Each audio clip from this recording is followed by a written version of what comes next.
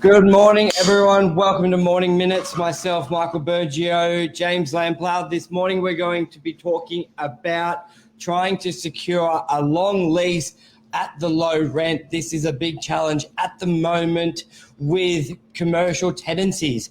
We've said on previous shows that we're seeing a lot of activity in the retail market, in commercial, in general for leasing, and that is because owners are willing to negotiate. Tenants know there's some deals out there, but we are hitting, there are some challenges at the moment because, James, as much as tenants love low rent, they also love security, especially if they have a fit out to do and moving costs. Talk us about some of the challenges as agents we have negotiating tenants' concerns and owners' concerns in the market at the moment. Yeah, so I think to take a step back from the last 18 months where typically your commercial landlords may not be as open to negotiating, they've probably got a set term that they're looking for. That might be, length of lease, percentage increase, price for their property. They're quite solid with that. Some of them are happy to let the property stay vacant for a long time until they secure that.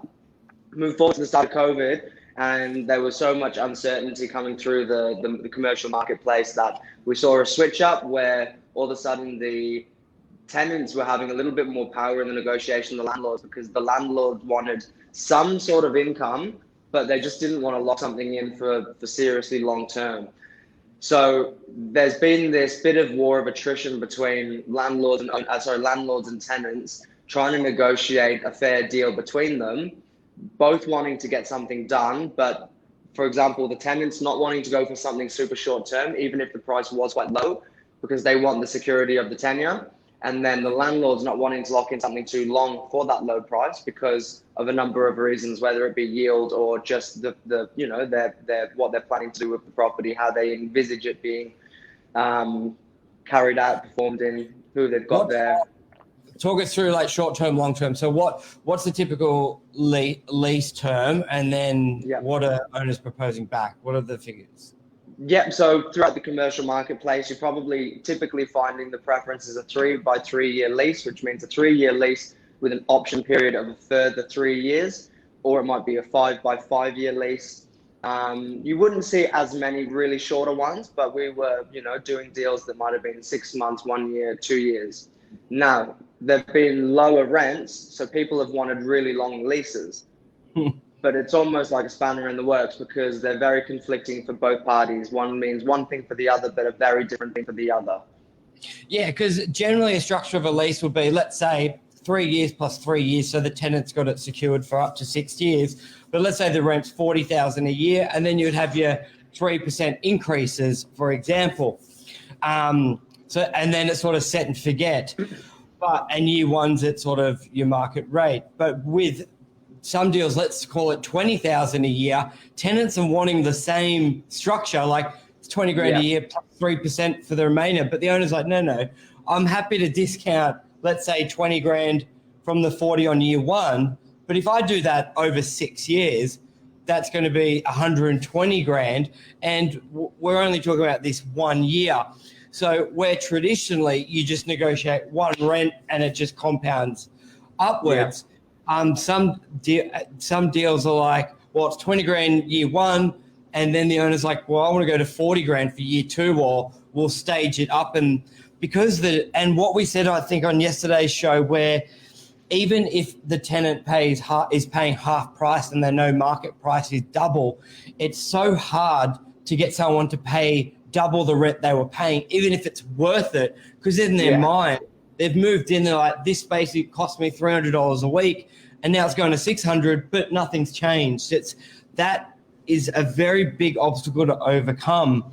So that's where we're seeing owners going, well, I'm happy to do a deal. Like, times are tough. I was getting 40 grand. I'll do it for 20, but I'm only going to do it for a year or two. So we either just do a 1 year lease of 20 grand and we reassess, but some tenants are like, no, because in 1 year, like it cost me 20 grand to move. I need security. So then the owner goes, well, 20 grand year one, and then goes to 40 or whatever it is. And they're like, no, I want to negotiate on that. And it really skews where people's points are, because it's almost like how quickly they forget why it's even at 20. No, a 20 grand jump's too big. Let's do 5. And it's like, no, but it's supposed to be 40. Yeah, so, that's right. So how are you? It's difficult. Go on, sorry. I was just saying, so how are you overcoming that? What sort of been the conclusion of a couple deals that you've done? Have they just done the 1 year lease? Have you staggered it? What's sort of been the results on a couple? Yep. So there's been a few where the landlords have just said, no, they're being too cheeky. I actually just don't want to deal with this person. There are other ones where they said, okay, just so hang on one sec. I just want to emphasize on that point, because a lot of people, that's a big difference between the mentality of a commercial landlord compared to residential. And where a lot of times we'll advise clients like, yes, you want the lowest price, but you don't want to go too low, because these, unlike a residential tenant where they would sort of keep talking to you, a commercial owner will just say, I'm not dealing with you. You're not taking it serious, or you've disrespected me by offering that. You're being ridiculous. Goodbye. Yeah. And they do that without even having someone else up their sleeve, don't they, James? It's just like, you're not. They're just like, see ya. Yeah, your trouble to come. Because a lot of these owners, they've seen so much, they've been through it, and they're like, that's a sign of a troublemaker. Because everyone, wants the best deal for themselves, but commercial, it's all about being respectful to both parties. Especially during COVID, it sucked for everyone. Landlords have had no help. Tenants have had virtually no help. It sucked. But people who can look at both sides of a deal do a lot better. And so I just wanted to emphasize that point in the mentality difference. There's a little bit more, not that they're directly communicating with it, but commercial, there's more dialogue between tenant and landlord. Residential tenancy, there's no dialogue whatsoever.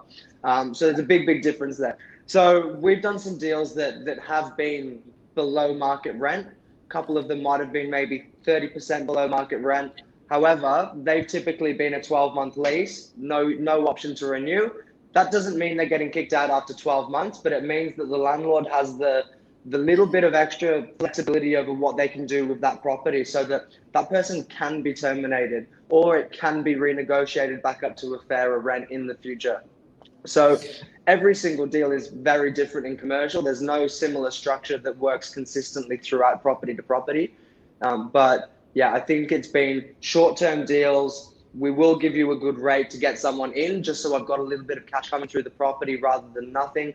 But as soon as they start saying, as you were talking about earlier, Verge, I want to do this discounted rent, but I want a 5-by-5 year lease, then it's like, as you said about the compound interest, we're looking long term. The compound is where the increase and where the rent actually becomes worthwhile in the future for the landlord.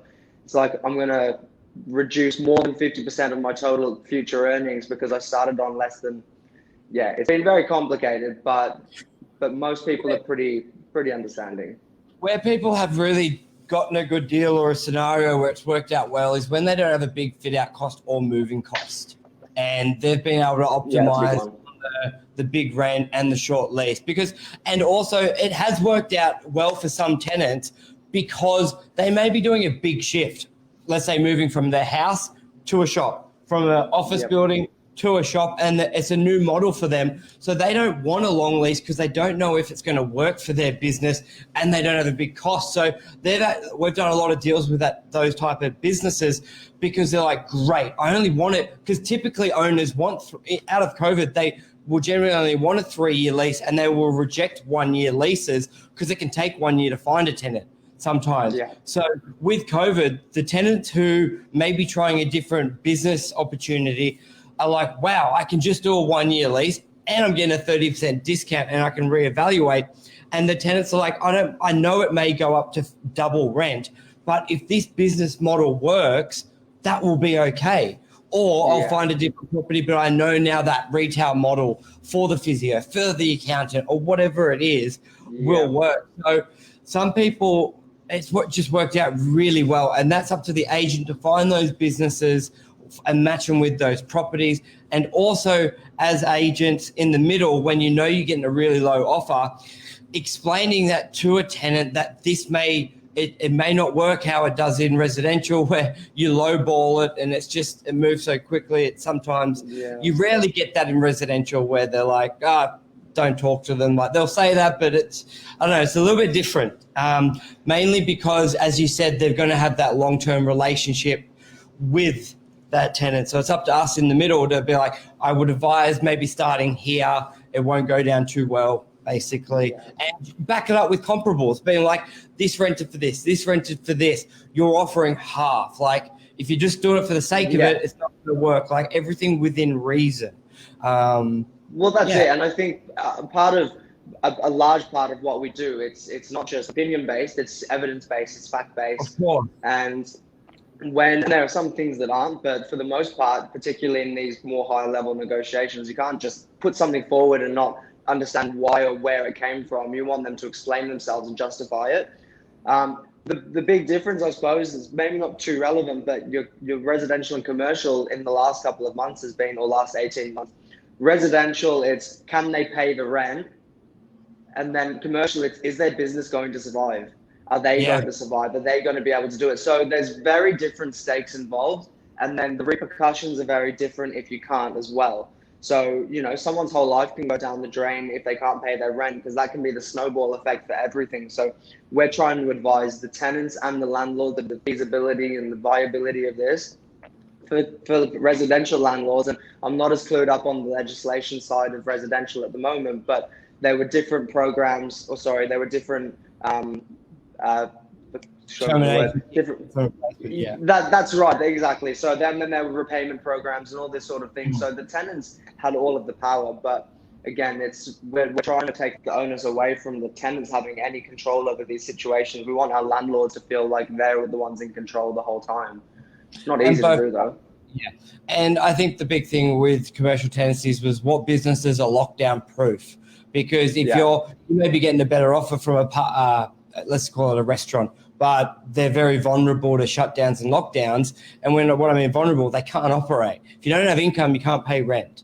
And then there's some businesses like a physio that was able to operate the whole way through, and an owner would favor that. So there has been those challenges with wherever like one door opens, one door closes, another door opens. So where some doors closed for longer leases, it opened the door for newer businesses to try a different model, get a shorter lease at a lower rent, and also allowed owners to have some rent coming in during this time, because a lot of the businesses that need not many big restaurants made moves because they knew they were open to it.